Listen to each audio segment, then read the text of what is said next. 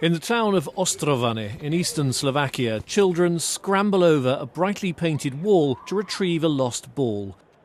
But for residents of this Romany neighbourhood, the wall is more than just an inconvenience for children at play. In my opinion, this wall is here to separate the Roma from the majority. We don't agree with this. We're fighting against discrimination and racism. We don't agree with Roma kids being separated from the majority kids. We want the wall to be taken down. The town's mayor backed the campaign to build the wall with public funds in 2009.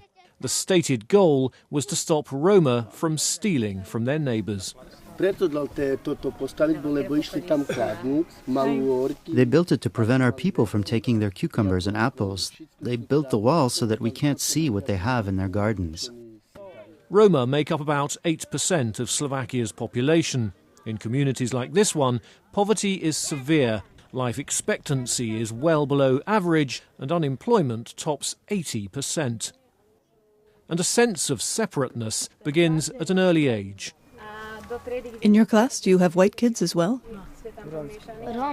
No, just Roma kids. The white kids are upstairs. We are downstairs. Why?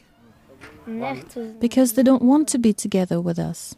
Slovakia passed a broad anti-discrimination law in 2004, but de facto segregation has persisted in many schools. In a statement provided to RFERL, Slovakia's Deputy Education Minister, Juraj Draxler, said officials are working to eliminate regressive practices. The Slovak Ministry of Education, Science, Research and Sports respects all international agreements by which it is bound and does not pursue and is strictly against policies that would lead to segregation in schools. In a landmark desegregation case, the non-governmental Centre for Civil and Human Rights successfully sued the school these children attend in nearby Šarišské Michalany. The court's ruling in 2013 forced the school to gradually begin integrating classes, but resistance remains. Head teachers and teachers think that Roma children need some special approach, some special help, and that's why they need to be educated separately, in separate classes. I believe that a lot of schools also feel pressure from the non-Roma parents, who just don't want their children to be together with Roma children, and they think that the children won't be able to get a good education. So that makes the segregation very complicated and difficult.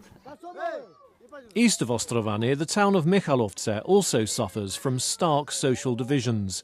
The majority of the town's Roma live in a run-down area known as Angi Mlyn. Most adults get by on minimal social benefits, not always by choice. Of course I'd rather go to work, but where? Who would hire me? Nobody hires Roma. It doesn't happen. Young children attend an all-Romany elementary school in their neighbourhood, while older kids go to a mixed high school nearby.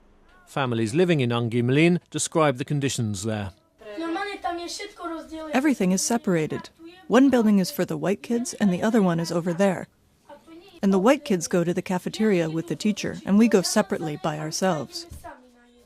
In Michalovce, national law and the efforts of NGOs have yet to eliminate decades of institutionalized segregation. But some Slovak schools provide a positive model for social inclusion. In the town of Hrabušice, Romany and white families live in the same neighbourhoods and their children attend classes together. Teachers say racial tensions are rare. As the school year began in September, Hrabušice celebrated the opening of a new preschool built with EU support. I'm happy that Roma kids can be together with kids from non-Roma families, even in preschool, because this is perhaps the best way to integrate Roma in Slovakia.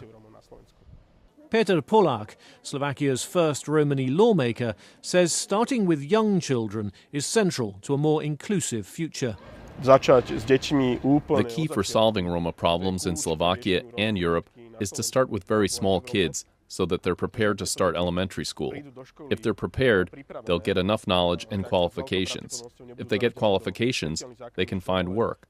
And if they get jobs, we will not be in the situation of solving Roma problems anymore, because these Roma will take care of their own problems. It may take years before these goals are realised, but it's hoped that lessons learned from the experience of such schools can be a strong force for ending the segregation of Roma in Slovakia.